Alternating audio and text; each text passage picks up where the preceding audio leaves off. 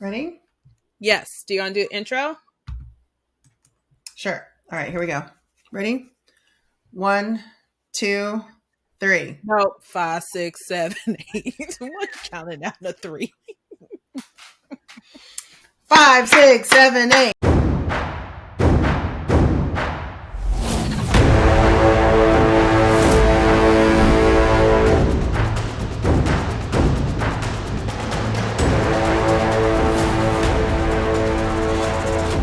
Hey everybody, welcome to Not Absolutely Not for another episode of Friday Night Fights. Ding, ding, ding, ding, ding, ding. Hopefully we'll be able to add that sound in as we go back and It's from now on, the whatever sound effect you just used, that's going to be the sound effect we're going to use for Friday Night Fights. ding, ding, ding, ding. All right. So this episode of Friday Night Fights, we are reviewing The Thing, 1982 version and the 2011 version. So I'm actually really excited to hear. No, I'm not 2011. No, you're right. However, we are well aware that there's a 1950 version that is supposed to be the prequel to the 2011 version, which is a prequel to the 1986 version. So they're not really the same movie being remade twice, which is the theme of Friday Night Fights, is we take two movies that are just remakes of each other. These are supposed to be in order. However, we had already watched The Thing and we liked both of them, so we decided that we were going to talk about them regardless.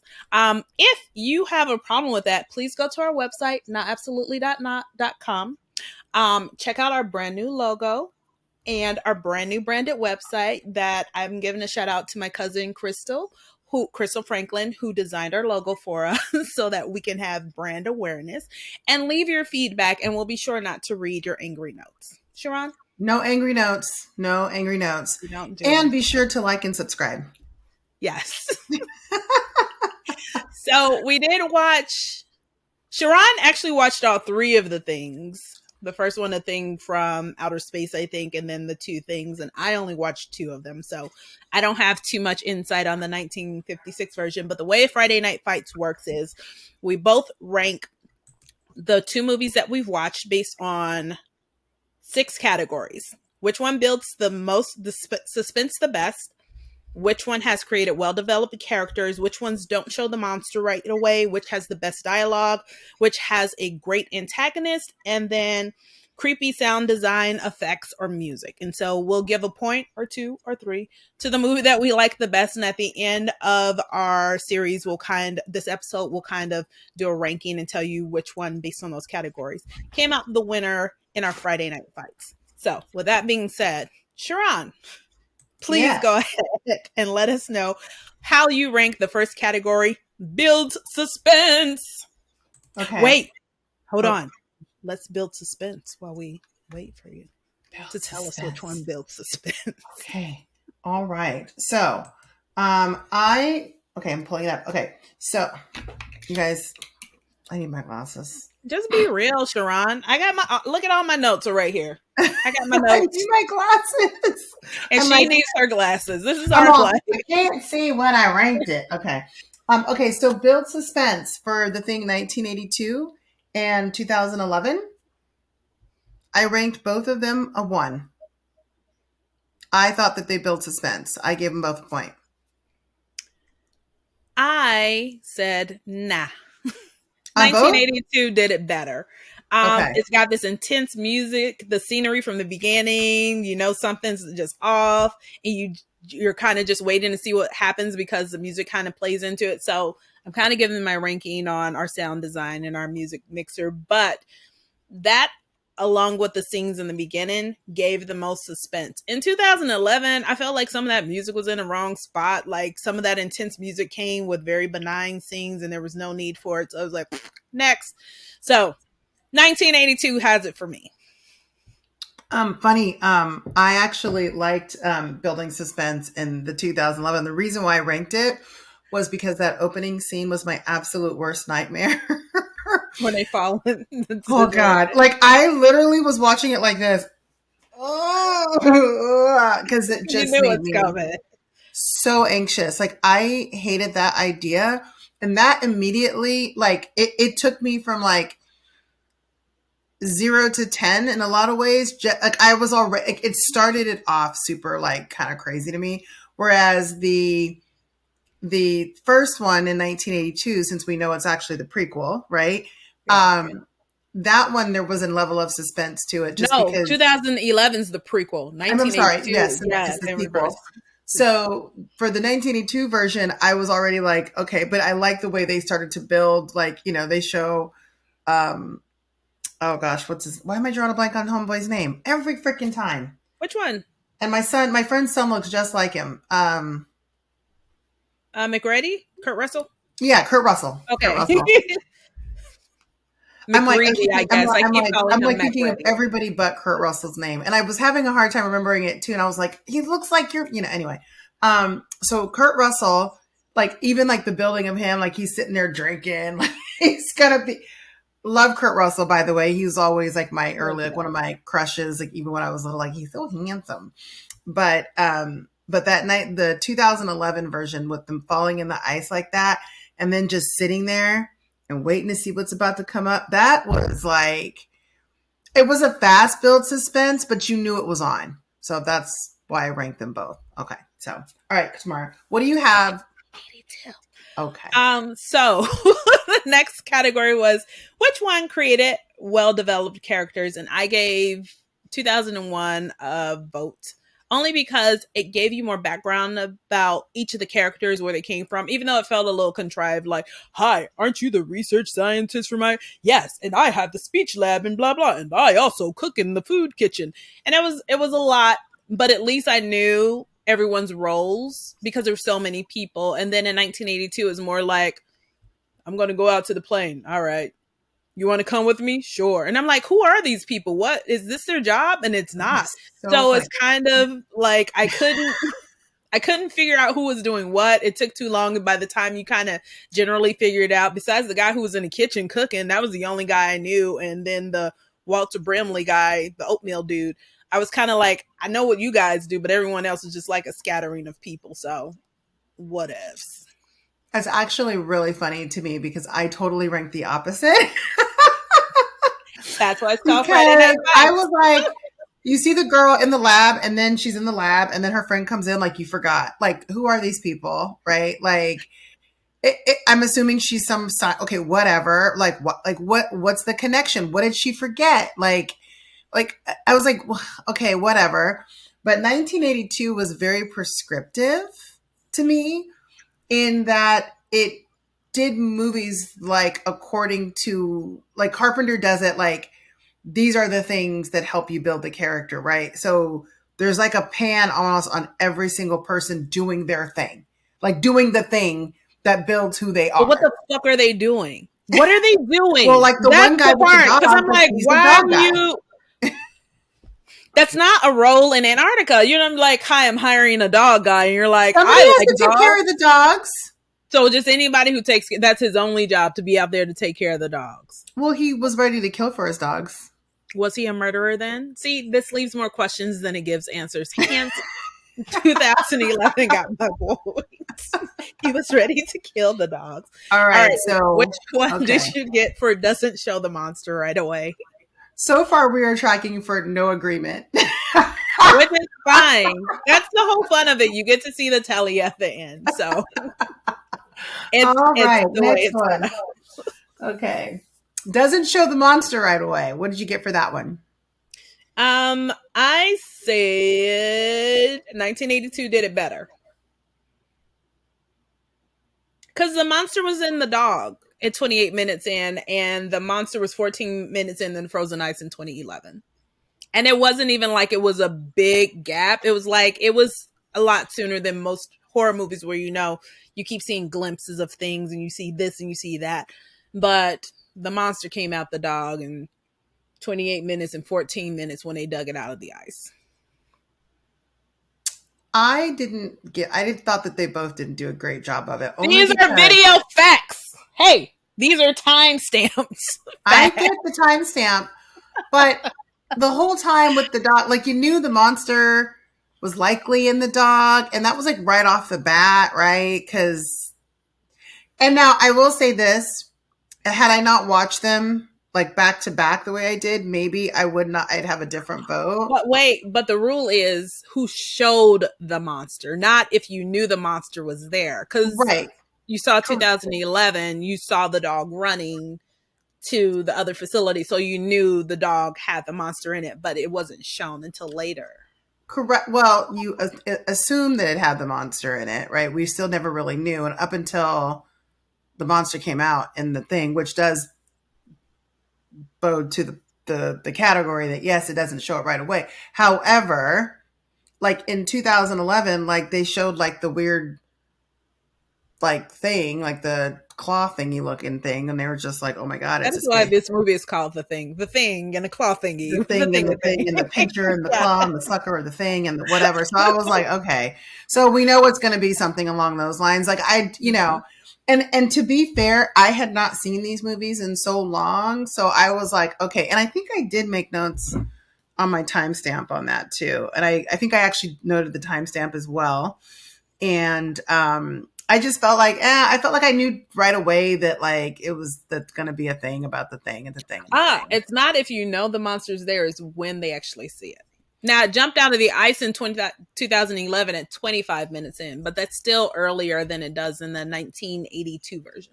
Correct. It is earlier, but I still was like, I don't know. I just felt like it was like too. Yeah, it's a no for me, dog. Which one had the best dialogue? For me, definitely 1982 for sure. You're so wrong. It's 2011. You're wrong. It's 1982. It was like the best action, like dialogue, like super corny. Like, oh, I loved it. I loved it. It was exactly.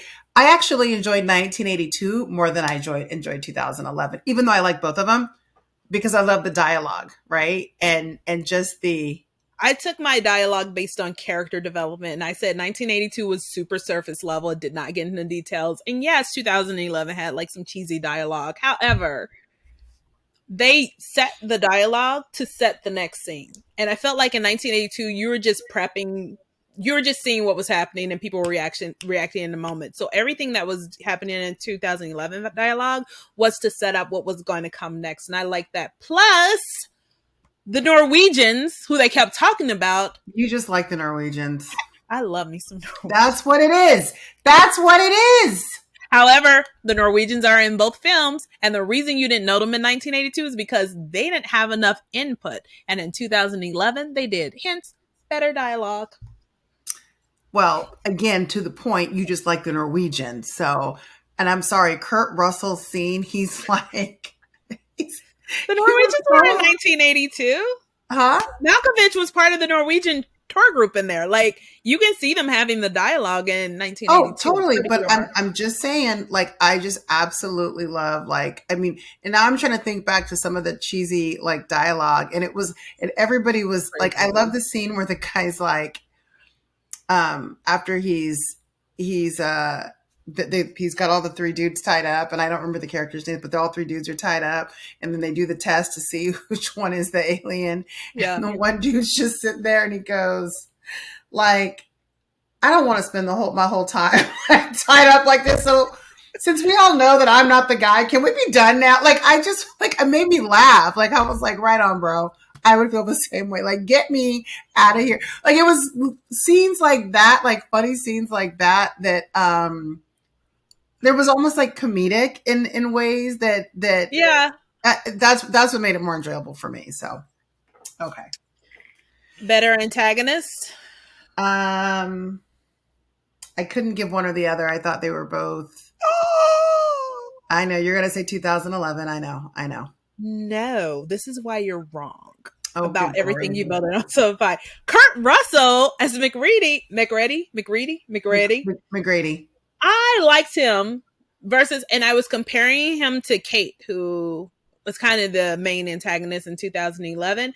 He had more intensity in his character than Kate did. Like, he had more commitment to the role. And then Kate's character, I said, it's too hard to align with. Like, she wasn't credible as this badass woman she was supposed to portray in the movie. She came off as kind of like not scientific for science. Like, her whole, I wasn't vibing with her. I really wasn't. I mean, I don't know. For Kate, I felt like she was. No, I mean, she did. There just wasn't a lot of talking in 2011. Yeah, There because really wasn't. but that there was a lot of talking. It just wasn't from her. She was always standing in the background in the corner looking like this. Because That she was was her role. solving things. She was solving things. Well, she needs to solve out loud. Um, and of course McReady was great. Like, he was wonderful. Like, I just I wanted loved Kate him. to be the McReady of 2011, and she wasn't delivering it. But she did come up as I think what made me kind of feel like, say, like, okay, they both get a point, is because in the end she did channel her inner Sigourney. So I appreciated it. I mean, kind of. You don't compare her to Whatever. Honestly, on that one, I'm not committed on really either way, but Well, I'm okay. committed, and she gets nothing from me. 1982 had the best sound effects and sound design. I would agree.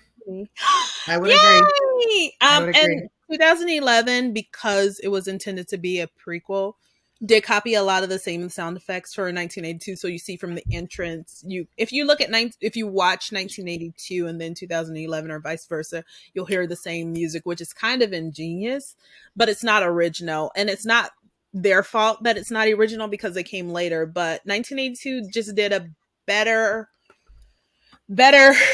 job with aligning the sound and the music to the intensity of each of the situations. And like I said before, I felt like 2011 was more like, we're just putting the sound in for the effect of having some sound because we ran out of Creative Commons credits, and this is all the sounds we have, so let's just use them wherever we can. So that's how I'm right, though, I voted. Well, check this out. I voted for 1982 because the Enrico Morricone, who is a world famous Italian, Ennio Morricone. He's an Italian composer. He did. He's in a lot of famous movies, and I think he was the one that did The Thing, the 1982 version. Yes, and it was. But The it's not music that was. the music is bad. The music's not bad. Oh It's no, just how it it's was applied throughout each of the movies to me. so fun fact for me. Two things. 2 points. When I was a little kid, I wanted to be a soundtrack composer. And I here wanted to we write. go. No, truly, Sharon's true. backstories. I'm listening. I wanted to be a composer, and we had this little organ, like a little toy organ, and I would play on the organ, and I would make like scary movie sounds, like duh. I couldn't play piano, of course, right? But I'd be like da da da da. I loved it.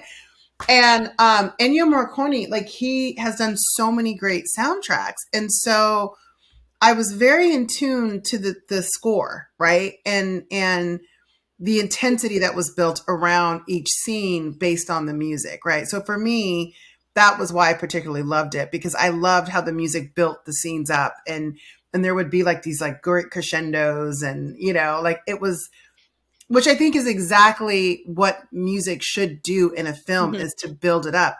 And the second point I wanted to make is The Fly. When we did the Friday night for The Fly, I'm taking it back. We're going back. They did a lot of the same things, like with the music repeating itself from the two movies. Yep. And so you could hear that as well. And so I love when they incorporate those things, because it really does tie it in, if nothing else. I mean, there's some movies that you see like the remake, or, and you're just like, hey, this has nothing to do with anything. But the music tying it all in is on point. But I really liked how 1982 did it, because I just love Morricone's work. So that's just my thing. Look up Morricone, because he does a ton of great stuff, and you could actually just put the soundtracks on to things, to different movies, and just listen to it. It's pretty great. So. I put on a soundtrack to The Thing while I clean my house. So those were all the scores and all the points, and I will show you the tally. However, I had 2 other points. No one in the 2011 version was wearing gloves when they were extracting samples for the eyes. So, okay, I guess. So they lost points. And everyone loses points for dogs dying. So, with that being said, the winner of Friday Night Fights is, Sharon, do you want to guess? I think it's 1982. It is 1982. Of course, because it was the By best. 3 points! It was the best version. However, debatable based on our opinions. I recommend watching from the 1950 versions to 2011 and back to 82 to see the succession of the movies. Even though I didn't do that, I'm gonna tell y'all to do better than I've done. But I think that's a good way to watch all the movies. I still like, whenever it comes on, I still watch it. I still like this movie a lot. Yeah. Yep.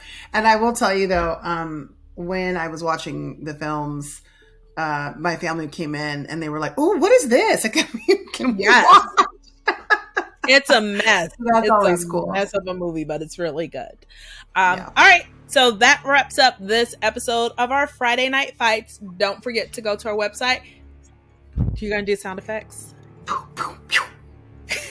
Don't forget to go to our website, absolutelynot.com.